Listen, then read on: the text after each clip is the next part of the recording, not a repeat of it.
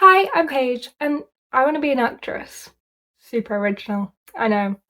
If you ask me what my ultimate dream is, well, I really wasn't expecting this. Thank you so much to the Academy. But first we have to get there. And that's what this series is all about. The Actor Diaries is following me on my journey to try and become a screen actress. But to get to where we're going, we need a starting point. So I'm going to give you the context on who I am so you know what that starting point is for me. I am 21 years old. I grew up in Merseyside, which is where Liverpool is. I now go to university at the University of Schofield, which is in Manchester area. So basically I've been in the Northwest my whole life. I always grew up wanting to do acting. Started out doing theatre and singing, and then I found my love for television shows, and I was like, that's what I want to do right there. I want to be on a television show. And ever since then, I've not really stopped trying for that. But there are some challenges.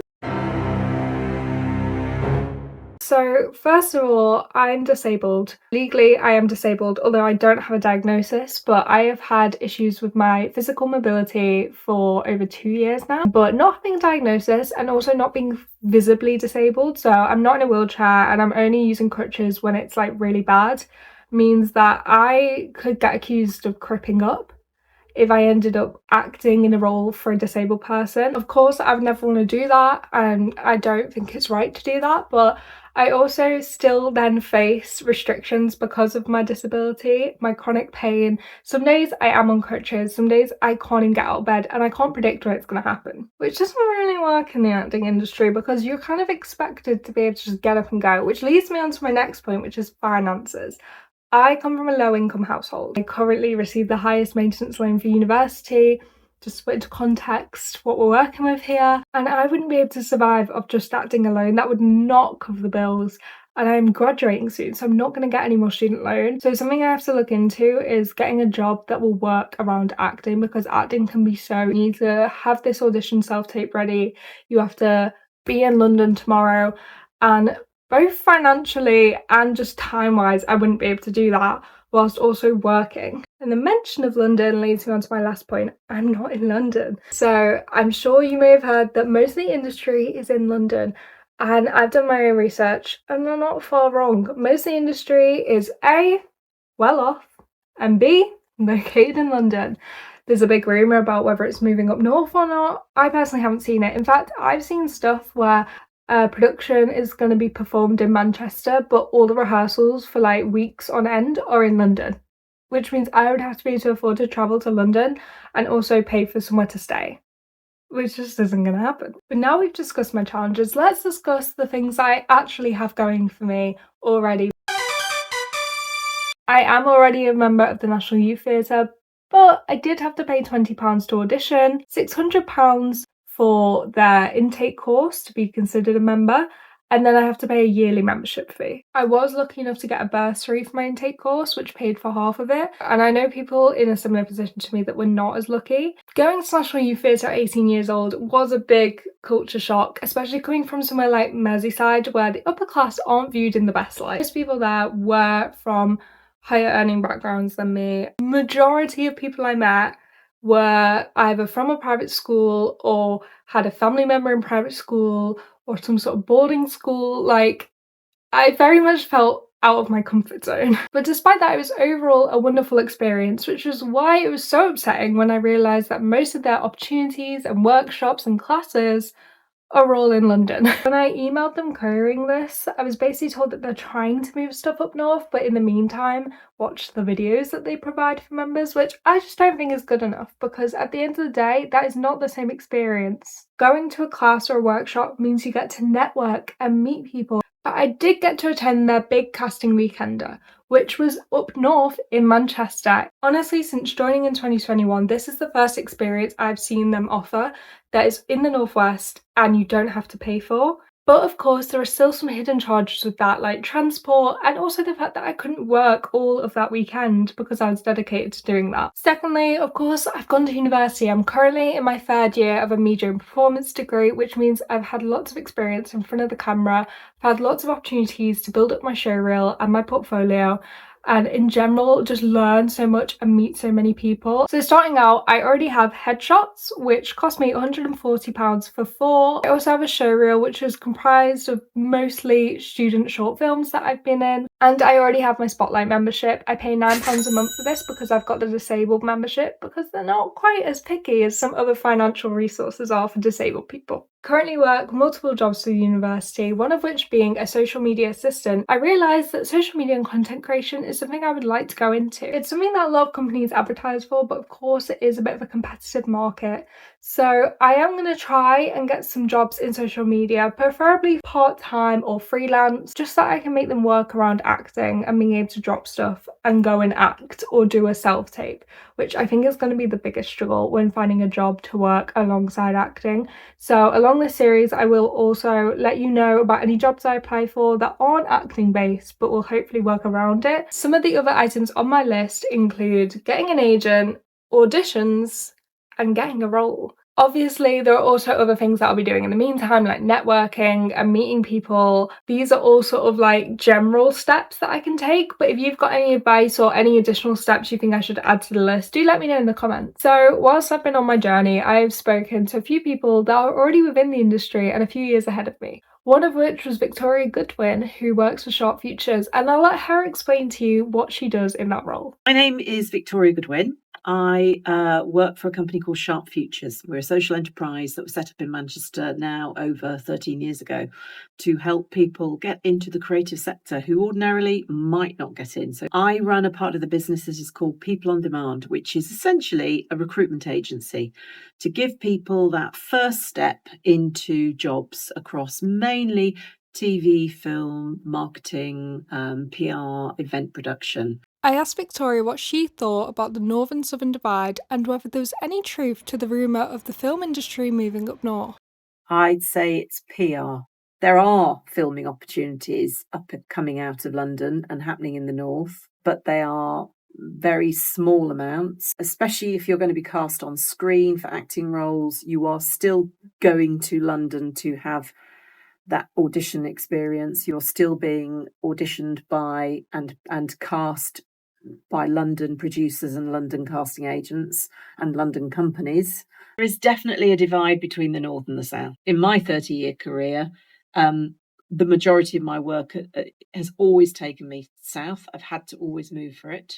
I wouldn't say the opportunities are huge outside of London. And when I say outside of London, I say outside of the M25.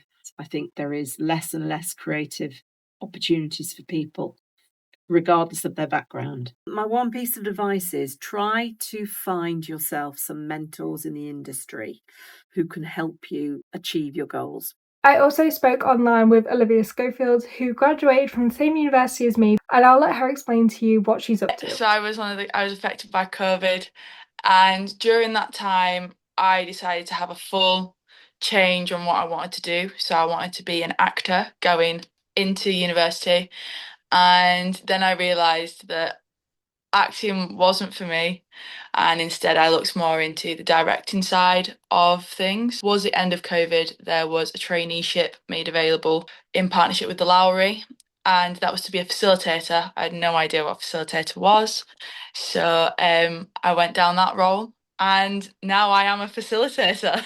There has been a few companies that I've worked for that have branched up north. So they originated down south and then, sprung up north.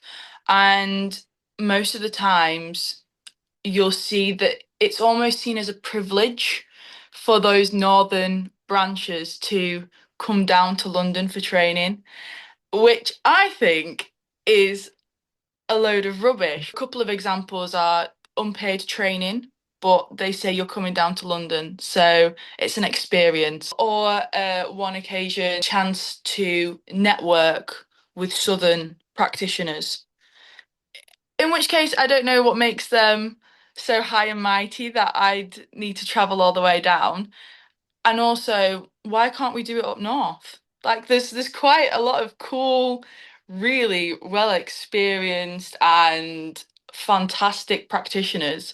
From the southern companies that have branched up, there is definitely a divide in how they see their workers. And also when it comes to evaluation, a lot of the times you'll see that they will go and see their cohort that's down south, obviously because it's on their doorstep.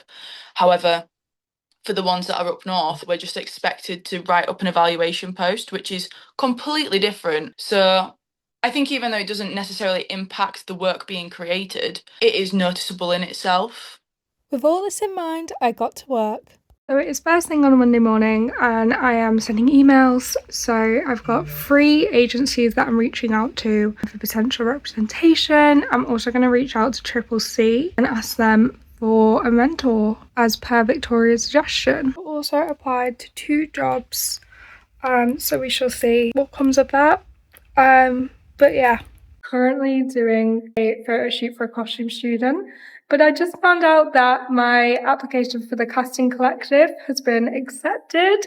So until I get like a full-on agent, that can be my agency. I also got a response from CCC and they are looking into getting me a mentor. They have let me know that they've got a free mailing letter that gives out resources and advertises jobs to disabled actors. Progress is being made. I've applied to a couple more agencies as well yesterday. I'm trying to do it on Monday mornings and I've been personalising the emails. Something I've been advised to do by agencies and lecturers is to do your research on the agency you're reaching out to, know who you're talking to, know their values, know why they're a good fit for you, and let them know why you think they're a good fit for you. That's what I've been doing at the moment, just sending out emails and showing that I am actually interested in their agency. Another day, another job rejection, but you know what, the world just keeps on spinning. Yeah, I feel like rejection is just sort of part of the job, doing anything creative, but especially if you wanted to be an actor. So I'm kind of just seeing it as training to prepare me for all the roles I'm not going to get. So that brings us to the end of my first episode of the Actor Diaries. I applied to a couple of jobs, one being a content creator job and one being a job in marketing and communications, both of which I got rejected from. But again, it's just kind of part of the process. The other jobs I've applied to I've not heard back from yet, so I will let you know in the next episode whether I have.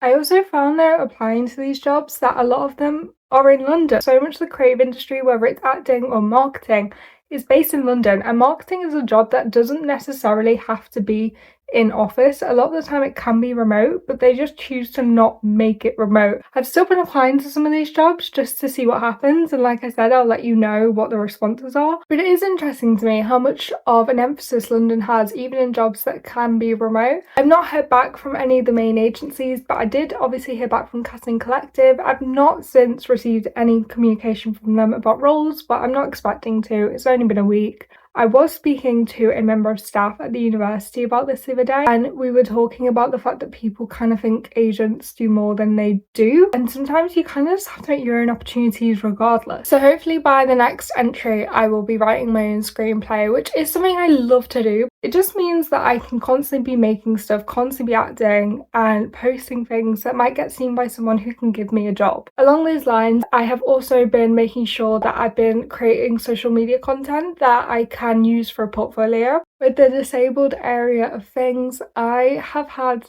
a difficult past couple of weeks. Recently, when I posted about the fact I was really struggling on a TikTok, a girl commented saying, how do I deal with it? My advice, and I think this applies to disability in general, but also when you're trying to do something like this where you need to be as able-bodied as possible, is to see your body as a friend, not a foe. Because at the end of the day, my body is still keeping me alive. It's so tired and it's trying so hard, and yeah, I am struggling more than the average person, but that means my body is trying more than the average person.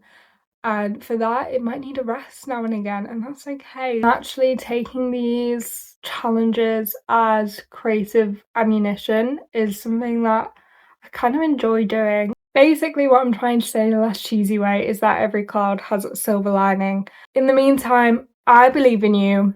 You've got this. If you do want to follow along with my journey, please do make sure to subscribe to the channel and like this video. And again, make sure to comment any sort of advice you have, or if you've got any questions as well.